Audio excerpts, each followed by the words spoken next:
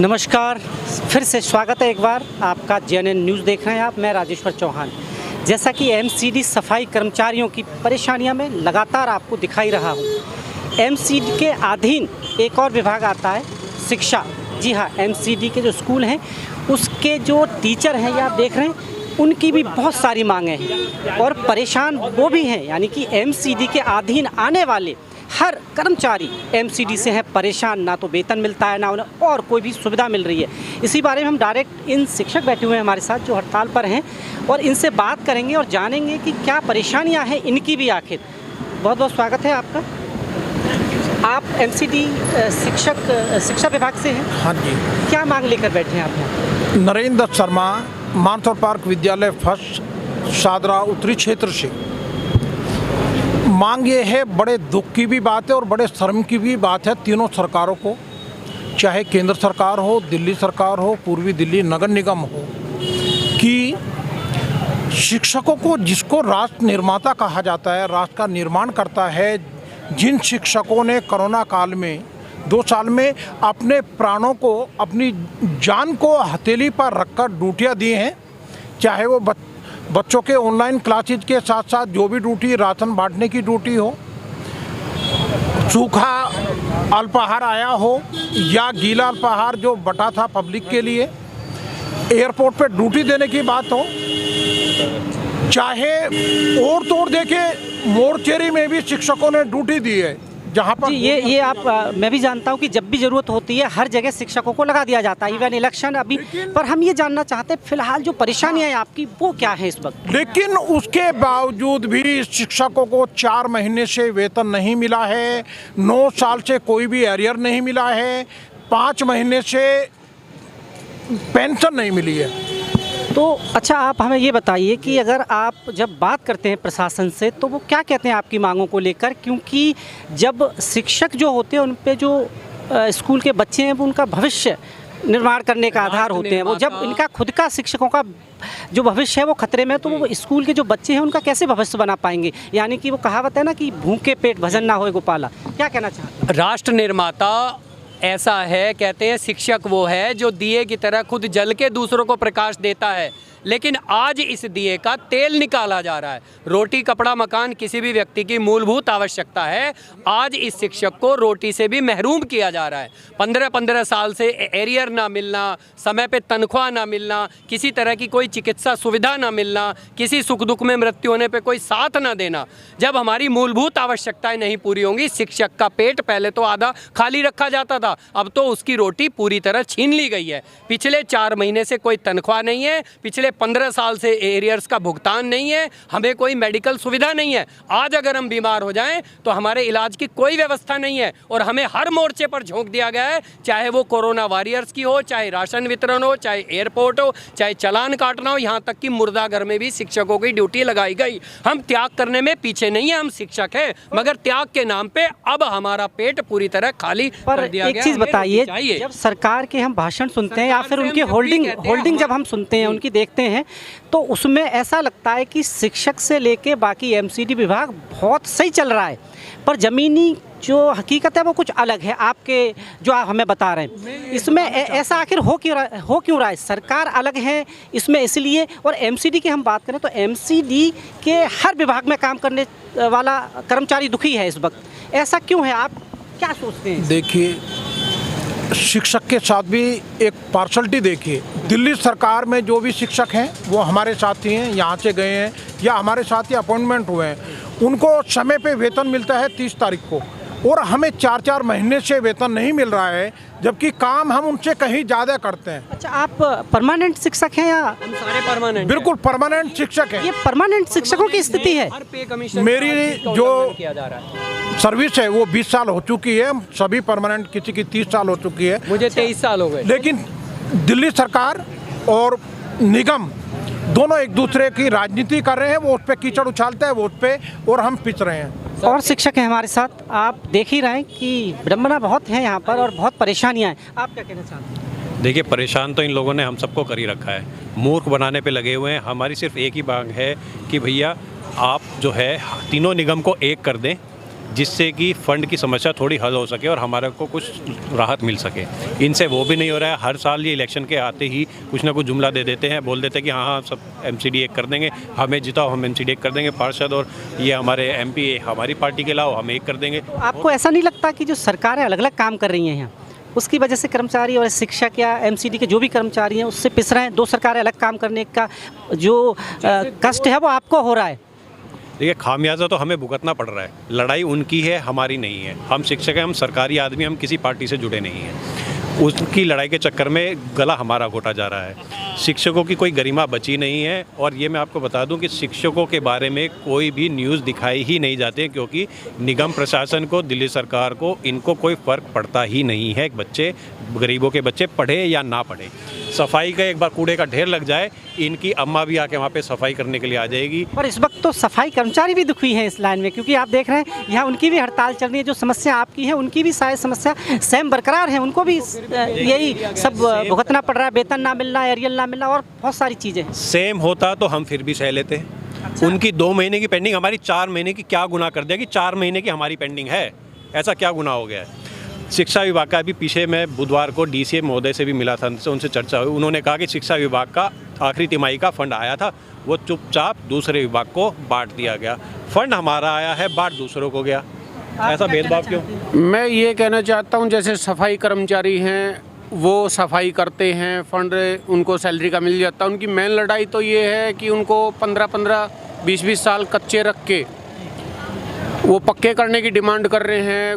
कोई भी सरकार आए या कोई भी जाए और पक्का नहीं किया जाता। दूसरा, सैलरी का MCD दिल्ली MCD को हम 2 चाकी के पार्ट में जैसे गुण पिसता है, टीचरों को ऐसे पीस रखा है। इसका समाधान कौन करेगा?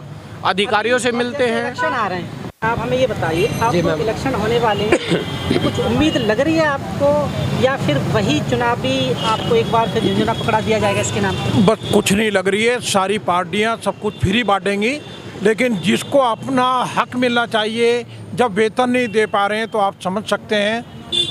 सभी वोटरों को ये समझना चाहिए, सभी देशवासियों को। अब तो इलेक्शन आ रहे हैं तो उसमें ड्यूटी भी आप लोगों की लगाई जाएगी, ये भी सत्य है। हमारी ड्यूटी लगाई जाएगी, लेकिन और आप बिना वेतन मिले वो काम भी करेंगे। शिक्षण भूखा है, हताश है। और मैं आपके लोकप्रिय चैनल के माध्यम से सभी से ये अपील करना चाहता हूँ, चाहे वो बाल अधिकार आयोग हो, चाहे राष्ट्रीय आयोग हो, चाहे हमारे संसद सदस्य प्रतिनिधि हों, चाहे हमारे न्यायपालिका के सदस्य हों, चाहे मीडिया के हों, कि एक शिक्षक को लगातार इतने महीनों तक वेतन ना देना हमारे मूल अधिकारों का उल्लंघन है। शिक्षा का अधिकार जो आपने मूल अधिकार बनाया, उन बच्चों के साथ अन्याय है, क्योंकि भूखा शिक्षक कभी भी पूर्ण मनोबल से शिक्षा में योगदान नहीं दे सकता।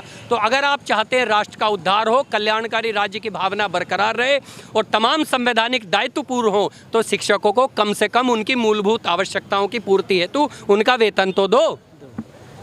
आप देख रहे हैं ये वो शिक्षक हैं, इनके भरोसे बच्चों को आप स्कूल भेजते हैं ताकि वो देश का भविष्य निर्माण कर सकें, पर आज इन शिक्षकों की हालत आप इनके मुंह से सुन चुके हैं।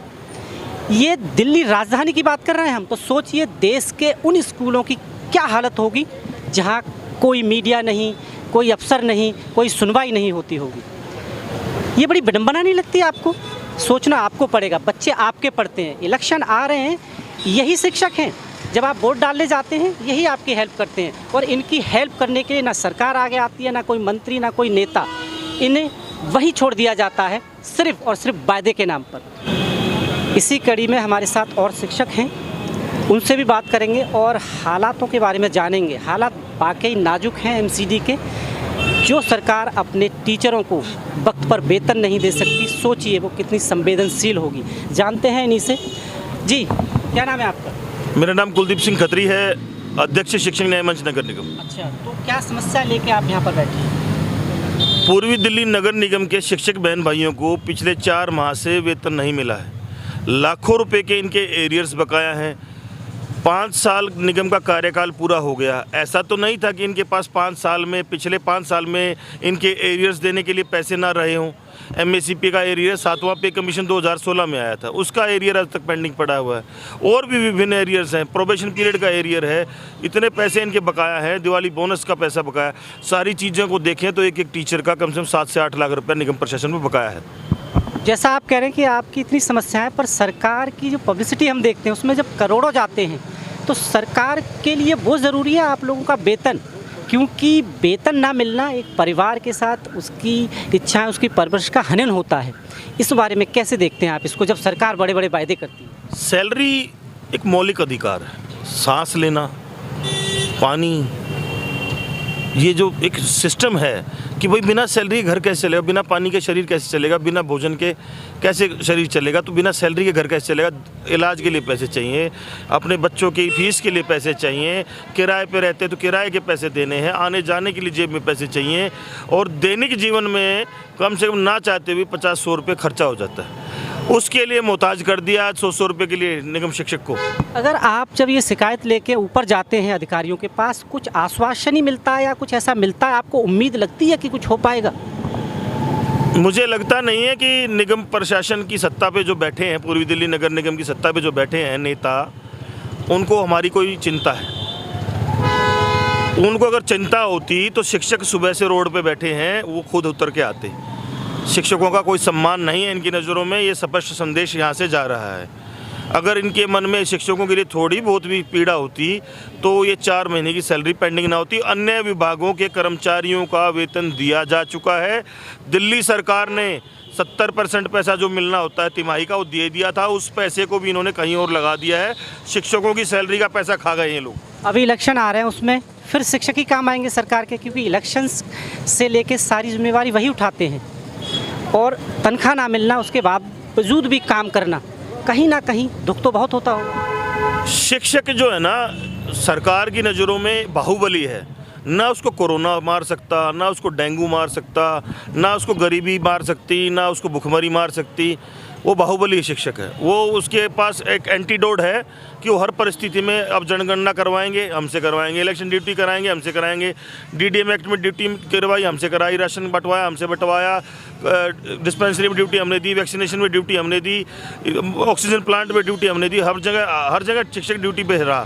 पर शिक्षक परिवार जो गुजर गए, जो शिक्षक परिवार गुजर गए, उनके परिवारों को ना कोई आर्थिक मदद मिली है, ना उनको उसके नौकरी भी नहीं मिली। जो कंपनसेशन ग्राउंड में नौकरी मिलती है, जो आदमी गुजर जाता है, वो भी नहीं मिली। टीचर वेलफेयर फंड से पैसा भी नहीं दिया गया, और इससे बड़ी बात क्या कहूँ, वो तो हमारा फंड का पैसा है। जी, समस्याएं बहुत हैं। कुछ महिला शिक्षक भी हैं हमारे साथ, कोशिश करते हैं, समस्या आप देख ही रहे हैं। इसी कड़ी में क्या कहना चाहती हैं आप? जैसे सर ने काफ़ी चीज़ें ऑलरेडी बता दी हैं। समस्या यही है कि हमारा बेसिक अधिकार जो हम काम कर रहे हैं उसके बदले हमें सैलरी चाहिए। इससे ज़्यादा हमारी कोई मांग नहीं है। हमारी सैलरी समय से आती रहे, समय से हमारी सैलरी मिलती रहे, हमारा परिवार ठीक से चलता रहे। सैलरी ना आना घर चलाने में तकलीफ तो बहुत आती होगी, क्योंकि जब सैलरी नहीं आती है तो आदमी कर्जदार बन जाता है, और ये सरकार वही काम कर रही है शायद। जी, पॉलिटिकल इश्यूज़ क्या हैं मैं उसमें ज़्यादा नहीं। मैं सीधा पूछ रहा हूँ, अगर आपका वेतन नहीं आएगा, घर चलाने के लिए आप कहीं से कर्जा तो लोगे? सीधा सा क्वेश्चन है कि कर्जदार बनता ही है ना वेतन समय पे ना मिलना। अगर आप जी घर चलाने के लिए बाहर से पैसा लो। समय से वेतन मिलना हमारा बेसिक राइट है, और वो हमें नहीं मिल रहा है, जिससे हमें बहुत सारी परेशानियों का सामना करना पड़ रहा है। तो बस हमें हमारा वेतन समय से चाहिए। ये वो शिक्षक हैं जिनके लिए कहा गया था, गुरु गोविंद दोऊ खड़े काके लागू पाए, बलिहारी गुरु आपने गोविंद दियो बताए। पर आज के समय में मुझे लगता है इन शब्दों का कोई मायना नहीं है। जो सरकार अपने गुरुओं का सम्मान नहीं कर सकती, उसका क्या होगा ये वक्त तय करेगा। मेरी नज़र ऐसे ही बनी रहेगी। आप देख रहे हैं JNN न्यूज़। धन्यवाद।